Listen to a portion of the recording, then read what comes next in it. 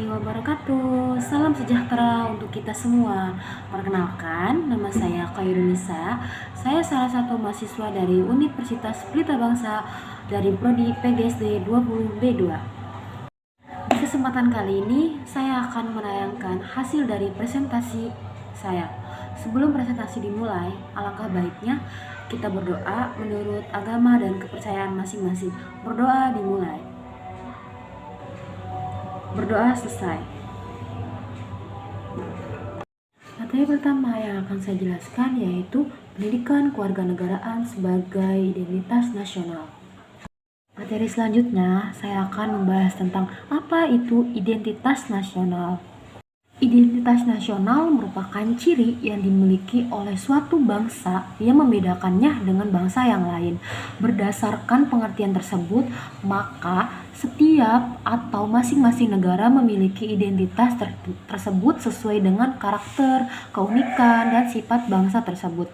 Berdasarkan pengertian di atas, identitas nasional tidak dapat dipisahkan dengan jati diri suatu bangsa atau istilah yang lebih populernya adalah kepribadian bangsa. Identitas nasional bisa kita sebut juga sebagai tanda pengenalan diri. Jadi dapat disimpulkan pengertian dari identitas nasional merupakan sebagai jati diri bangsa Indonesia yang bisa ditemukan di berbagai literatur baik dalam bentuk bahasa, sejarah bangsa Indonesia maupun dalam bentuk bahasan mengenai pemerintahan Indonesia. Tatanan hukum ini juga merupakan hal yang harus dijunjung tinggi selain dari hak asasi manusia, karena hal tersebut juga merupakan bagian dari identitas nasional yang dimiliki oleh suatu negara yang membedakannya dengan negara lain. Selanjutnya, saya akan membahas tentang bangsa, negara, dan hak kewajiban kita sebagai warga negara Indonesia.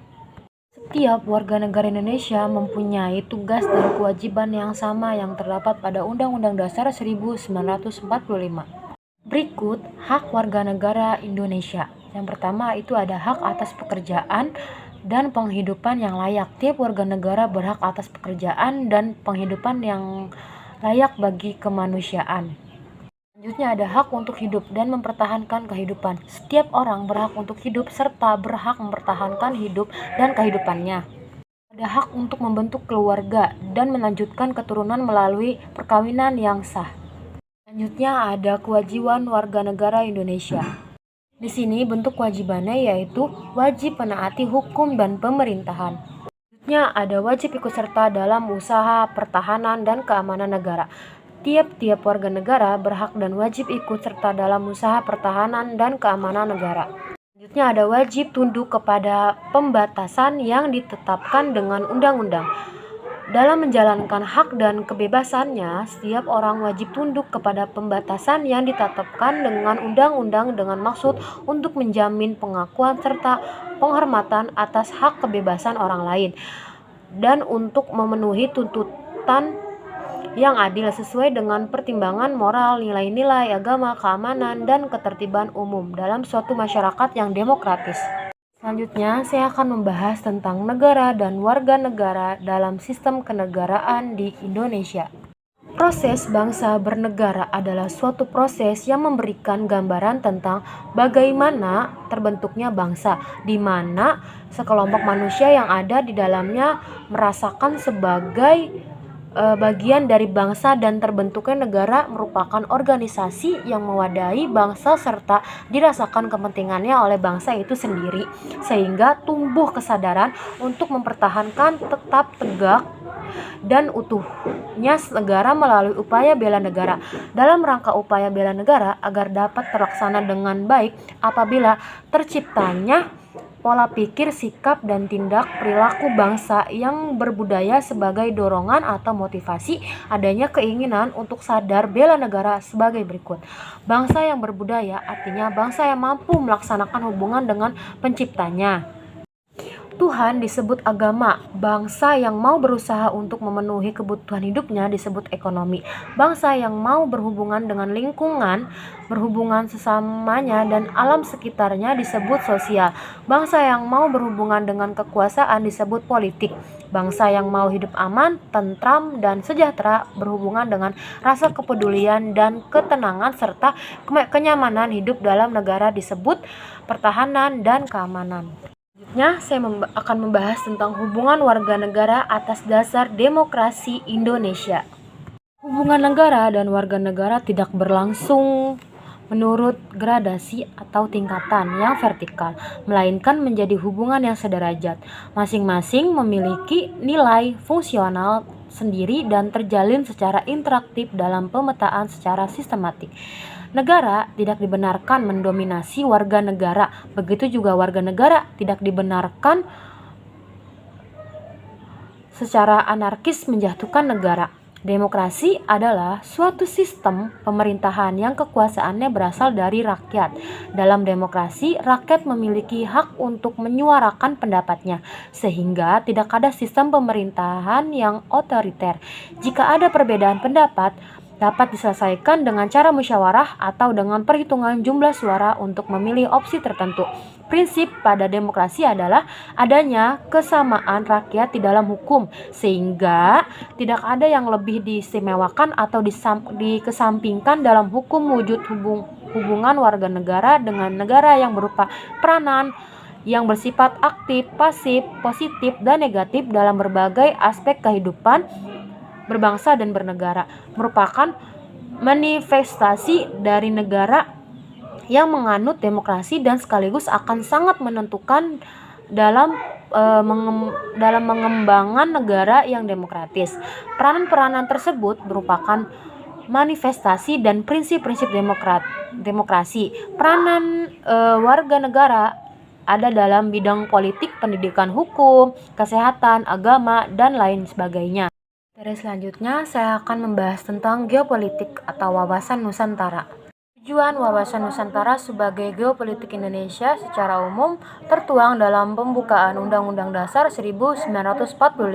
Dijelaskan bahwa tujuan kemerdekaan Indonesia ialah untuk melindungi segenap bangsa Indonesia dan seluruh tumpah darah Indonesia dan untuk mewujudkan kesejahteraan umum, mencerdaskan kehidupan bangsa dan ikut melaksanakan ketertiban dunia yang berdasarkan kemerdekaan, perdamaian abadi, dan keadilan sosial bagi seluruh rakyat Indonesia. Dan materi selanjutnya saya akan membahas tentang implementasi wawasan Nusantara. Wawasan Nusantara menjadi hal yang sangat penting untuk diketahui dan diimplementasikan oleh masyarakat Indonesia. Itu karena wawasan Nusantara merupakan visi bangsa yang mencerminkan persatuan dan kesatuan bangsa Indonesia. Wawasan Nusantara ini juga memiliki fungsi, salah satunya untuk mewujudkan rasa nasionalisme yang sangat tinggi dalam segala aspek kehidupan rakyat Indonesia. Nah, nantinya hal ini akan lebih mengutamakan kepentingan nasional ketimbang kepentingan individu atau golongan. Dengan keberagaman yang dimiliki bangsa Indonesia ini, seharusnya kita tuh mampu membangun kehidupan nasional yang sangat baik. Nah, implementasi wawasan Nusantara juga ini dapat dilakukan di berbagai bidang seperti bidang politik, ekonomi, budaya, hingga pertahanan dan keamanan. Di sini saya akan menjelaskan tentang implementasi wawasan Nusantara dalam bidang-bidang tertentu. Yang pertama itu dalam bidang politik. Bidang politik diartikan sebagai asas atau kebijaksanaan yang digunakan untuk mencapai tujuan dan kekuasaan. Implementasi wawasan Nusantara di bidang politik ini dapat dilakukan dengan menerapkan sistem politik yang jujur dan mencerminkan demokrasi Pancasila. Selanjutnya, bidang ekonomi. Di bidang ekonomi, implementasi wawasan Nusantara dilakukan melalui sistem ekonomi yang diarahkan untuk kemakmuran rakyat. Ekonomi kerakyatan ini harusnya menghindari free fight atau liberalisme, etatisme, dan tidak dibenarkan adanya monopoli atau perdagangan. Sosial budaya. Mengingat Indonesia adalah negara yang kaya akan budaya, implementasi dalam bidang sosial budaya ini harus lebih ditekankan. Caranya dengan saling menghargai dan menghargai segala perbedaan yang ada di tanah air, mulai dari suku, ras, agama, bahasa, adat istiadat, dan sebagainya. Selanjutnya ada pertahanan dan keamanan. Perwujudan implementasi di bidang pertahanan dan keamanan ini adalah dengan menumbuhkan rasa cinta terhadap tanah air. Adanya kesadaran akan hal tersebut dapat membentuk sikap bela negara yang akan menggerakkan masyarakat dalam menanggapi setiap bentuk ancaman yang membahayakan keselamatan bangsa dan kedaulatan negara kita sendiri. Saya akan membahas tentang geostrategi Indonesia, ketahanan nasional di Indonesia. Setiap bangsa dalam rangka mempertahankan eksistensi dan mewujudkan cita-citanya perlu memiliki pemahaman mengenai geopolitik dan geostrategi. Geopolitik bangsa Indonesia diterjemahkan dalam konsep wawasan Nusantara, sedangkan geostrategi bangsa Indonesia dirumuskan dalam konsep ketahanan nasional. Sesuai dengan paradigma ketatanegaraan dan negara Republik Indonesia, maka ketahanan nasional dapat dikatakan sebagai konsep geostrateginya bangsa Indonesia. Dengan kata lain, geostrategi bangsa Indonesia diwujudkan melalui konsep ketahanan nasional. Untuk membuktikannya, kami akan mencoba memaparkan lebih dalam dan jelas mengenai beberapa bahasan materi pada ketahanan nasional sebagai geostrategi Indonesia. Seperti yang kita ketahui, geostrategi Indonesia merupakan strategi dalam memanfaatkan konstelasi geografi negara Indonesia untuk menentukan kebijakan, tujuan, dan sarana-sarana untuk mencapai tujuan nasional bangsa Indonesia itu sendiri. Geostrategi Indonesia memberi arahan tentang bagaimana merancang strategi pembangunan guna mewujudkan masa depan yang jauh lebih baik lagi, aman, dan sejahtera. Oleh karena itu, geostrategi Indonesia bukanlah merupakan geopolitik untuk kepentingan politik dan perang, tetapi untuk kepentingan kesejahteraan dan keamanan. Pada awalnya, pengembangan geostrategi Indonesia digagas di Sekolah Staf dan Komando Angkatan Darat. Selanjutnya di sini ada isi konsep geostrategi Indonesia yang terumus adalah pentingnya pengkajian terhadap perkembangan lingkungan strategi di kawasan Indonesia yang ditandai dengan meluasnya pengaruh komunis. Geostrategi Indonesia pada waktu itu dimaknai sebagai strategi untuk mengembangkan dan membangun kemampuan teritorial dan gerilya untuk menghadapi ancaman komunis di Indochina. Jika membahas tentang ketahanan nasional, spektrumnya tidak dibatasi pada bidang militer saja, melainkan juga termasuk ketahanan di semua aspek kehidupan nasional tersebut. Kalau diingat lebih tinggi, semua itu sudah tercangkup sebagai tugas dan fungsi pemerintah, yaitu mencangkup aspek kesejahteraan dan keamanan. Dua aspek yang tidak dapat dipisahkan ini satu dengan yang lainnya. Kelemahan di salah satu aspek nasional akan berpengaruh pada aspek kehidupan lainnya dan pada gilirannya akan dipengaruhi pada tingkat ketahanan nasional itu secara keseluruhan. Dengan demikian, tingkat ketergantungan masing-masing aspek itu sangat besar. Masing-masing saling berpengaruh dan sebaliknya saling mendukung antara satu dengan yang lainnya. Oleh karena itu, tidak mungkin membicarakan satu aspek tanpa itu sangat besar. Masing-masing saling berpengaruh dan sebaliknya saling mendukung antara satu dengan yang lainnya. Oleh karena itu, tidak mungkin membicarakan satu aspek tanpa menyinggung aspek yang lainnya. Pola berpikir,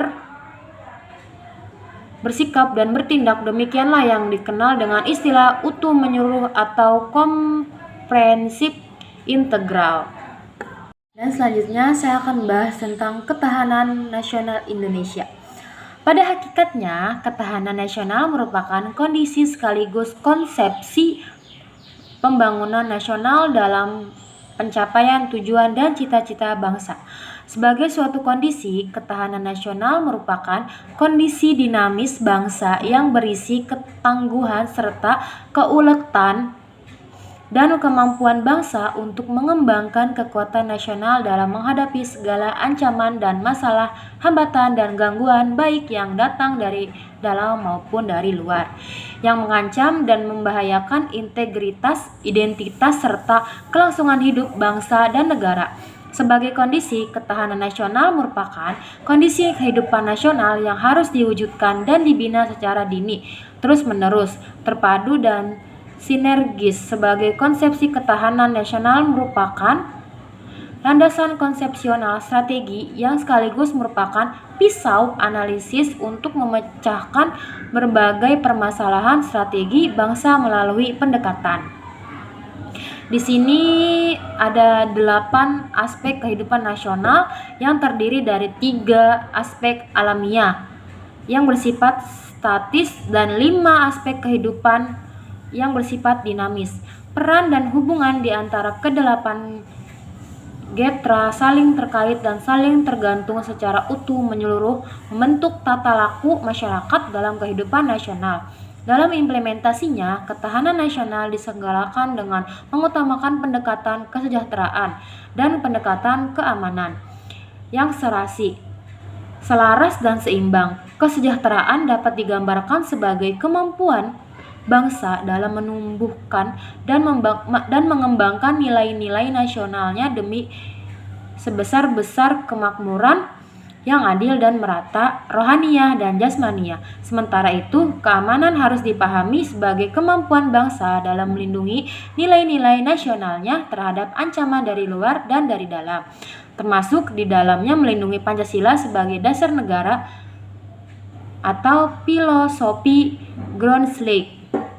Dalam perspektif ketahanan nasional, pertahanan negara Indonesia tidak terlepas dari pengaruh yang dinamika. Kondisi yang terkait dengan 8 aspek tadi, kehidupan nasional di atas, konsep keseimbangan dan saling keterkaitan antara satu getra dan getra lainnya, serta sistem pertahanan negara yang bersifat kesemestaan, mencerminkan adanya keterhubungan yang kuat antara kondisi ketahanan nasional dengan pertahanan negara secara menyeluruh. Oleh karena itu, pembinaan dan pengkondisian ketahanan nasional dalam berbagai aspeknya akan membentuk kualitas pertahanan negara baik di masa damai maupun dalam masa perang. Kualitas pertahanan negara akan berbanding lurus dengan kondisi ketahanan nasional yang dimiliki. Artinya, setiap perubahan kondisi ketahanan nasional bangsa dengan sendirinya akan berpengaruh terhadap kualitas pertahanan negara dalam implementasinya itu sendiri. Terakhir yang akan saya bahas yaitu ketahanan nasional terhadap kehidupan berbangsa dan bernegara. Dan di sini ada pengaruh aspek ketahanan nasional pada kehidupan berbangsa dan bernegara. Dalam rangka untuk mewujudkan suatu pemahaman dan pembinaan dari tata kehidupan nasional itu, sangatlah diperlukan beberapa penyederhanaan tertentu dari berbagai aspek kehidupan nasional dalam bentuk model yang merupakan hasil pemetaan dari keadaan nyata melalui suatu kesepakatan dari hasil analisa mendalam yang dilandasi teori hubungan antara manusia dengan Tuhan, dengan manusia atau masyarakat, dan dengan lingkungannya. Berdasarkan pemahaman tentang hubungan tersebut, diperoleh gambaran bahwa konsepsi ketahanan nasional akan menyangkut hubungan antar aspek yang mendukung kehidupan, yaitu yang pertama itu ada aspek yang berkaitan dengan alamiah bersifat statis meliputi aspek geografi, kependudukan, dan sumber daya alam. Selanjutnya di sini yang kedua ada aspek yang berkaitan dengan sosial bersifat dinamis meliputi aspek ideologi, politik, ekonomi, budaya, dan hankam. Pengaruh aspek ideologi. Ideologi adalah suatu sistem nilai merupakan kebulatan suatu ajaran yang memberikan motivasi. Dalam ideologi juga dijelaskan bahwa dalam ideologi terkandung suatu konsep dasar tentang kehidupan yang dicita-citakan oleh suatu bangsa. Kemampuan suatu ideologi tergantung pada serangkaian nilai yang dikandungnya, yang dapat memenuhi serta menjamin segala bentuk dan aspek kehidupan manusia, baik sebagai perseorangan maupun sebagai anggota masyarakat. Selanjutnya di sini ada pengaruh aspek politik. Politik akan mengandung makna kekuasaan atau pemerintahan atau juga tentang kebijaksanaan. Pemahaman ini berlaku di Indonesia dengan tidak memisahkan antara politik dan politik, sehingga kita menganut satu pemahaman yaitu politik. Hubungan ini tercermin dalam suatu fungsi pemerintahan negara sebagai penentu kebijaksanaan serta aspirasi dan tuntutan masyarakat sebagai tujuan yang memang ingin diwujudkan, sehingga kebijaksanaan pemerintah negara itu haruslah serasi dan selaras dengan keinginan dan aspirasi masyarakat itu sendiri. Selanjutnya ada ketahanan dan kestabilan ekonomi. Diperlukan dukungan dalam bentuk sistem perekonomian yang kuat dan bertumpu pada ketahanan dan kemampuan bangsa sendiri, baik dalam hal sumber daya alam maupun sumber daya manusia yang berkualitas, sehingga tidak mudah goyah oleh faktor yang bersifat internal maupun eksternal. Dan untuk mewujudkan keberhasilan ketahanan nasional sangat diperlukan sekali kesadaran untuk setiap warga negara Indonesia. Salah satunya ini memiliki semangat perjuangan yang sangat tinggi bangsa dalam membentuk perjuangan non fisik yang berupa keuletan, ketangguhan yang tidak mengenal menyerah, yang mengandung kemampuan mengembangkan kekuatan nasional dalam rangka menghadapi segala ancaman, gangguan, tantangan, dan hambatan yang datang dari dalam maupun dari luar. Dan yang kedua itu ada sadar dan peduli terhadap pengaruh yang timbul pada aspek ideologi, politik, ekonomi, sosial, budaya, dan pertahanan, keamanan. Sehingga setiap warga negara Indonesia baik secara individu maupun kelompok dapat mengeliminir hal tersebut. Demikian itu saja yang dapat saya sampaikan. Mohon maaf apabila ada kekurangan dalam segi apapun. Saya akhiri. Wabillahi taufiq wal hidayah. Wassalamualaikum warahmatullahi wabarakatuh. Jangan lupa like, comment, and subscribe.